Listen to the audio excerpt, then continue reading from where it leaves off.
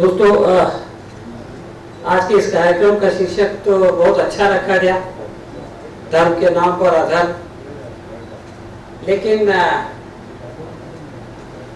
बोलने वालों से कहा गया पहले, और अभी आप लोगों से भी कह दिया गया कि अपनी बात बहुत ही शॉर्ट में रखें। तो ये ऐसा टॉपिक है कि इस पर शॉर्ट में बात रखना बहुत मुश्किल काम है। इसलिए मैंने सोचा कि अगर कोई बात लिख ले तो आदमी फिर इधर उधर नहीं जाता है। तो मैंने कुछ पॉइंट्स लिखे हैं, मैं वो आप लोगों के सामने इस टॉपिक के हवाले से रखूंगा। दोस्तों, इस शीर्षक को सुनने के बाद सबसे पहला प्रश्न ये जन्म लेता है कि धर्म क्या है। अभी धर्म की एक परिभाषा शाकिर साहब ने आपके सामने रखी, लेकिन इसका सबसे आसान, सबसे सामान्य अर्थ जो है वो कर्तव्य है।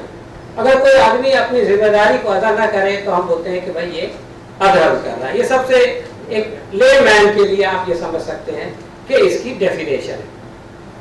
देखिए, एक जंगल राज होता है। जंगल राज में बड़ी मछली छोटी मछली को खाती है, अर्थात वहां कोई नियम कानून व्यवस्था ये सब नहीं होती। इसलिए हम ये कहते हैं कि जिसकी लाठी उसकी भैंस का राज। यानी अगर वही जंगल का कानून इंसानी समाज में आ जाए तो हम ये कहते हैं कि यहां भी जिसकी लाठी उसकी भैंस हो गई है।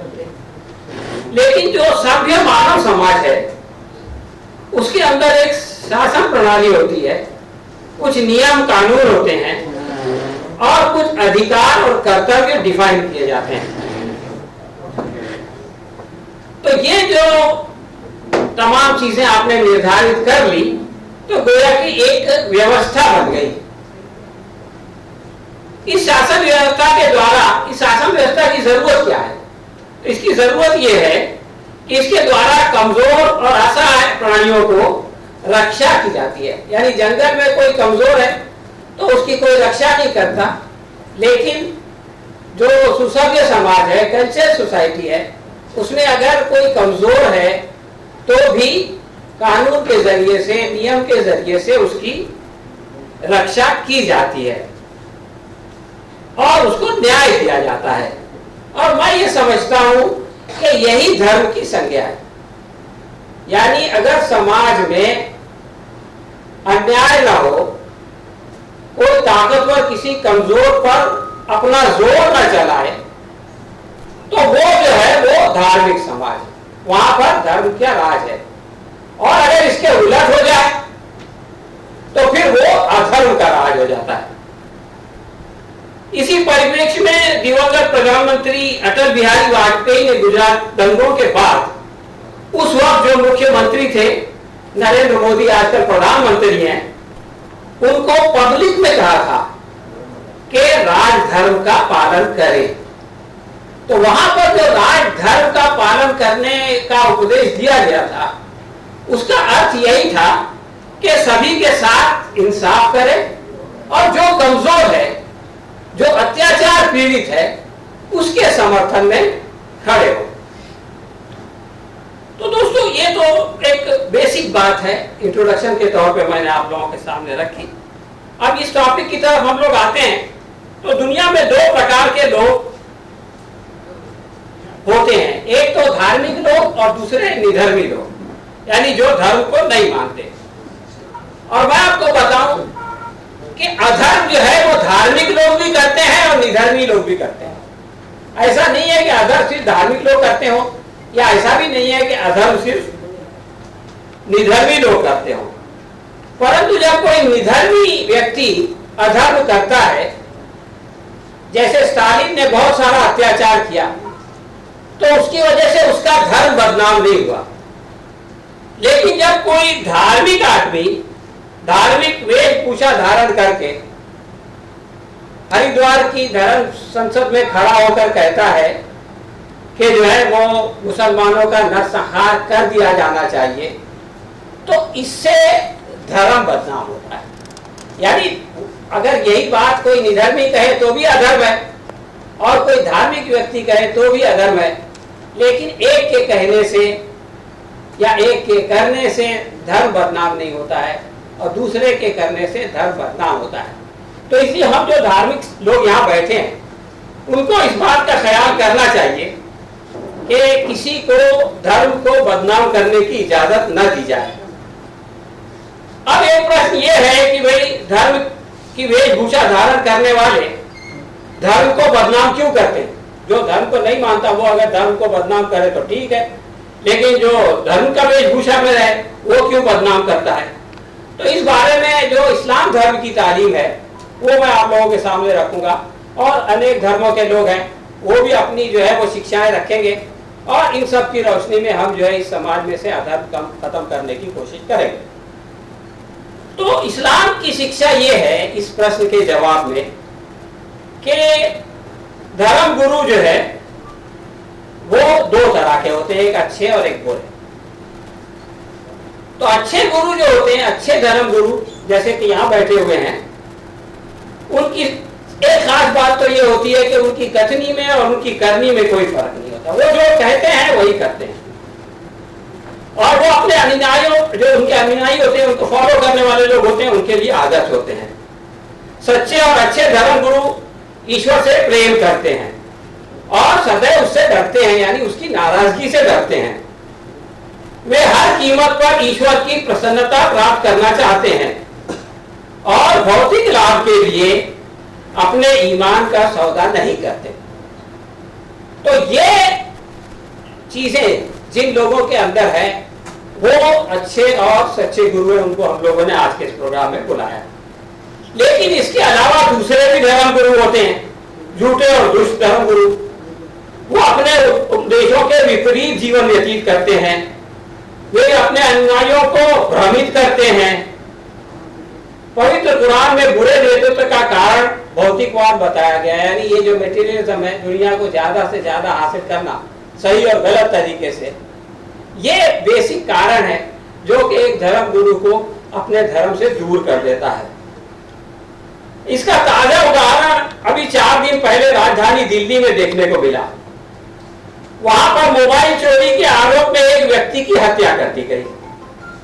यह गलत हुआ। किसी ने अपराध किया तो लोग उसे सजा नहीं दे सकते।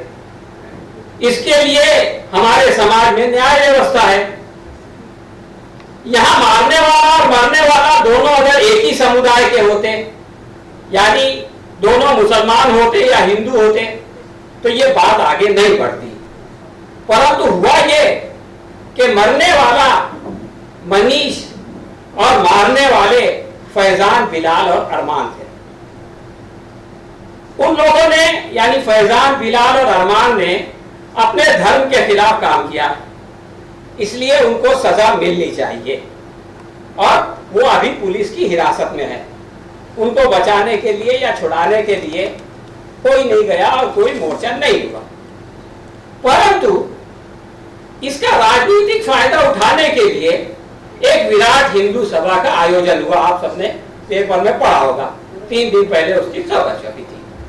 इस दौरान मंच पर मौजूद जो धर्म गुरु थे, उन लोगों ने पुलिस की मौजूदगी में जो नफरत की भाषण दिए, उसके 2 कोटेशन मैं आप लोगों के सामने रखना चाहता हूं। आचार्य योगेश्वर ने अपने संबोधन में कहा कि पूरी मुस्लिम समाज को, समुदाय को सबक सिखाने का वक्त आ गया है। इन लोगों को चुन चुन कर मारो। उन्होंने उंगली ही नहीं, हाथ और जरूरत पड़ने पर गला काट देने की भी नसीहत की। ये पब्लिक से कह रहे हैं, कोर्ट से कहते, जज से कहते अलग बात। महंत नवल किशोर दास ने हिंदुओं को धर्म की रक्षा के लिए खुलेआम बंदूक उठाने की सलाह दी। उन्होंने कहा, हथियार लाइसेंसी हो या गैर लाइसेंसी, सबको रखना चाहिए। ये बात माइक में कही जा रही है जैसे मैं कह रहा हूं, लेकिन ये मेरी बात नहीं है, नवल किशोर साहब की बात है। पश्चिमी दिल्ली के सांसद भी वहां मौजूद थे, उन्होंने आर्थिक बहिष्कार की बात कर डाली। तो आप देखते हैं कि किस तरह से एक साधारण अपराध की घटना को समाज में नफरत फैलाने का एक टूल बनाया गया, और इसके जरिए से धर्म के नाम पर अधर्म किया गया। तो ऐसा करने से जो है वो धर्म की बदनामी होती है। पवित्र कुरान में एक वर्ष है जिसका कि मैं आपको ट्रांसलेशन सुनाता हूं, आप उसको सुनेंगे तो आपको लगेगा कि जैसे इन लोगों के बारे में कहा जा रहा है। कुरान कहता है कि लोगों में कोई तो ऐसा है कि उस खोट के बावजूद जो उसके दिल में होता है, इस सांसारिक जीवन के विषय में उसकी बातें तुम्हें बहुत भाती हैं। वह ईश्वर को गवाह ठहराता है और झगड़े में बड़ा हट्टी होता है, और जब वो लौटता है तो धरती में इसलिए दौड़ धूप करता है कि इसमें बिगाड़ पैदा करे और खेती और फसल को तबाह करे, जबकि ईश्वर बिगाड़ को पसंद नहीं करता। और जब उससे कहा जाता है, यानी जो ऐसा करता है, कि ईश्वर से डर, यानी कानून से नहीं, समाज से नहीं, तो कम से कम ईश्वर से डर, तो अहंकार उसे गुनाह पर जमा देता है। अतः उसके लिए नरक ही काफी है और वो बहुत बुरी शैया है। तो दोस्तों, ये बात, ये तालीम हमको इसलिए दी गई है ताकि हम ऐसे लोगों को देखें, उनको समझें, उनको समझाएं और कम से कम जो है वो अपने आप को ऐसा बनने से रोकें। तो और इसके बाद ये बात कही गई दूसरे तरह के धर्मगुरुओं के बारे में, जैसे यहाँ पर बैठे हुए हैं, और लोगों में वो भी है जो ईश्वर की प्रसन्नता के संसाधन की चाह में अपनी जान खपा देता है। यानी एक तो ये है कि जो दूसरों की जान लेता है, और एक वो है जो कि अपनी जान खपाता है। तो ये दोनों में बहुत बड़ा फर्क है। अल्लाह भी अपने ऐसे बंदों के प्रति अत्यंत करुणाशील है। ये वो लोग हैं कि यदि धरती पर हम उन्हें सत्ता प्रदान करें तो वो नमाज यानी प्रार्थना का आयोजन करेंगे, ज़कात यानी दान देंगे, भलाई का आदेश करेंगे और बुराई से रोकेंगे, और सब मामलों में अंतिम परिणाम अल्लाह ही के हाथ में है। तो दोस्तों, ये शिक्षा है कि जिसको हमको अपने साथ लेके चलना पड़ेगा। इस्लाम धर्म में आप जानते हैं, इस्लाम का अर्थ, इस्लाम चूंकि एक अरबी का वर्ड है, इसलिए बहुत सारे लोग इस्लाम का अर्थ नहीं जानते। बहुत सारे मुसलमान भी जो अरबी नहीं जानते, वो इसका अर्थ नहीं जानते। इसलिए मैं बता दूं कि अगर आप शब्दकोश में देखें तो इस्लाम का अर्थ जो है वो आत्मसमर्पण और शांति है। आत्मसमर्पण यानी ईश्वर के सामने आत्मसमर्पण और शांति है। तो चूंकि इसका अर्थ ही ये है, तो इसलिए इसमें जो है वो न्याय का बहुत बड़ा महत्व है। कुरान में कहा गया कि ईमान लाने वालों, अल्लाह के लिए गवाही देते हुए इंसाफ और मजबूती के साथ जमे रहो, चाहे वो स्वयं तुम्हारे अपने माँ बाप और नातेदारों के विरुद्ध क्यों न हो।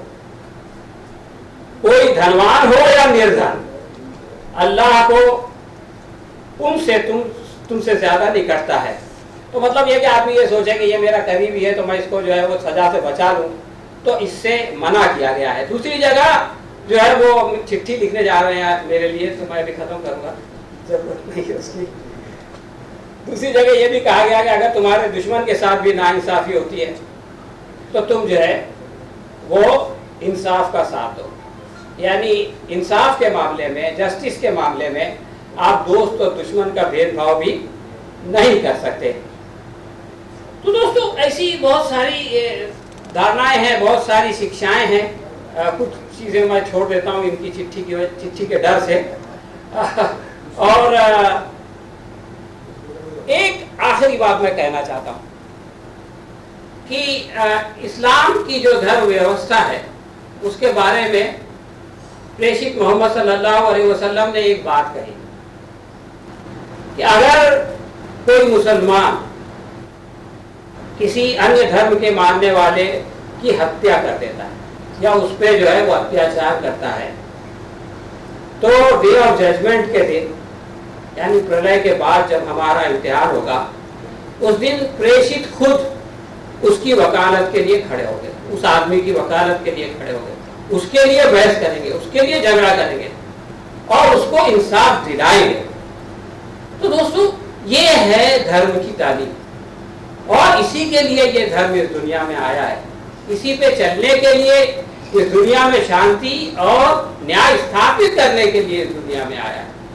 तो इससे अशांति फैलाना और न्याय व्यवस्था को नष्ट करना ये सबसे बड़ा अधर्म है।